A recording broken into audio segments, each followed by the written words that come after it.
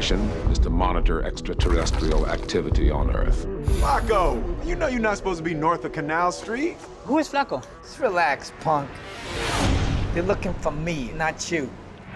Crazy, right? Two grown men talking to the wall, wall talking back. It's a mess. But hey, don't even worry about it.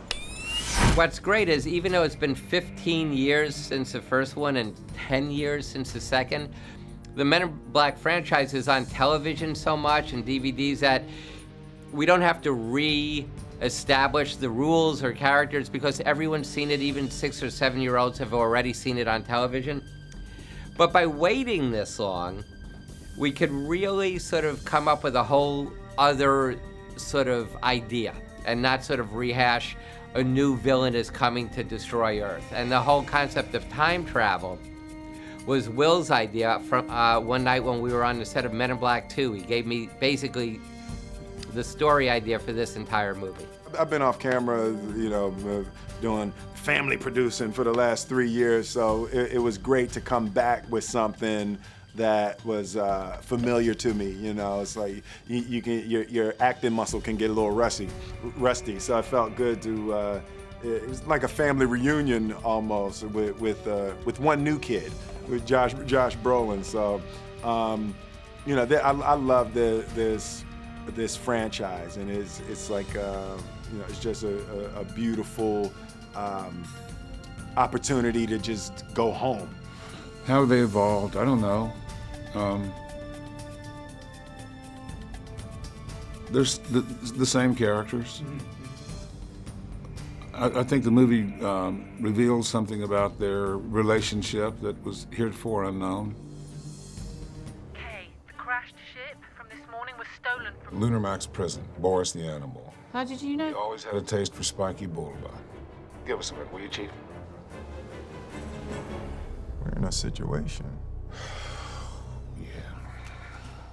I'll take the chloropod. You take the Tyrannomy and the hydronium over there. I'll take whoever's in the kitchen and meet you on the street. This is a very confusing time in my life.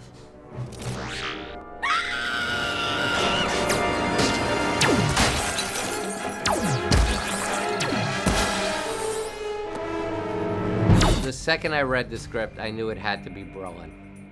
Both Tommy Lee Jones and Josh Brolin have the largest physical heads of any actors I've ever worked with. Will has the biggest ego head-wise, but Brolin and Tommy both have these enormous heads. I've always known that about Tommy. And I met Brolin several years ago, and I looked at him, and I think unconsciously I knew this man is young Tommy Lee Jones. In addition, I had seen Brolin in W, and I thought he was extraordinary in that role. So when I read the script, I had no one else in mind. Called Josh, he read the script, he came in to meet me, he walked into the room, my mouth opened up wide, and I said, and I quote, "Oh my God, I can't wait to see your head in 3D.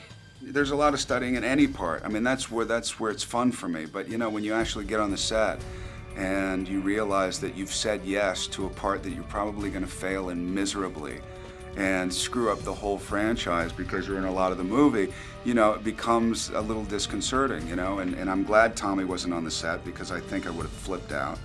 And I think Will's anticipation was there, and I think Barry's was there. And I think when we finally did the scene, we were all very happy with the way it turned out. I think Barry even got a little emotional, which was cool. You know what's crazy is like it wasn't that different. It was like almost identical, which was scary, right? Because Tommy Lee Jones is very distinct in his portrayal of Agent K.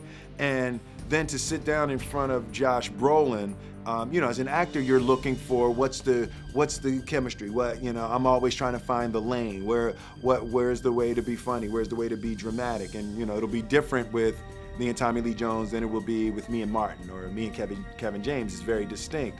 But Josh Brolin was able to find somehow the identical chemical interaction that I would have with Tommy Lee.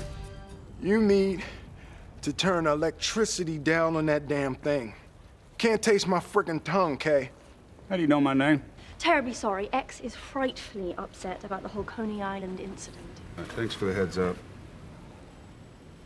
Oh man, this coffee tastes like dirt. What do you expect? It was Just found ground. this morning. Oh?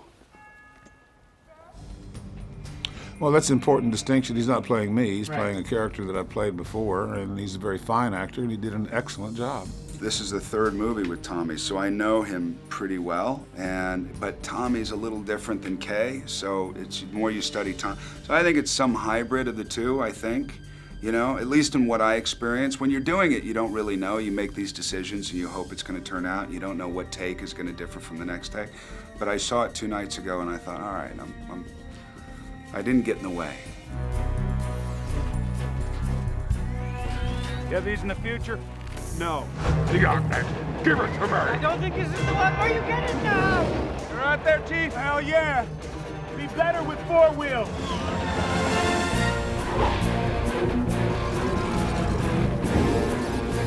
What happens if Forrest gets the arc now? Troglodyte invasion, total destruction of Earth!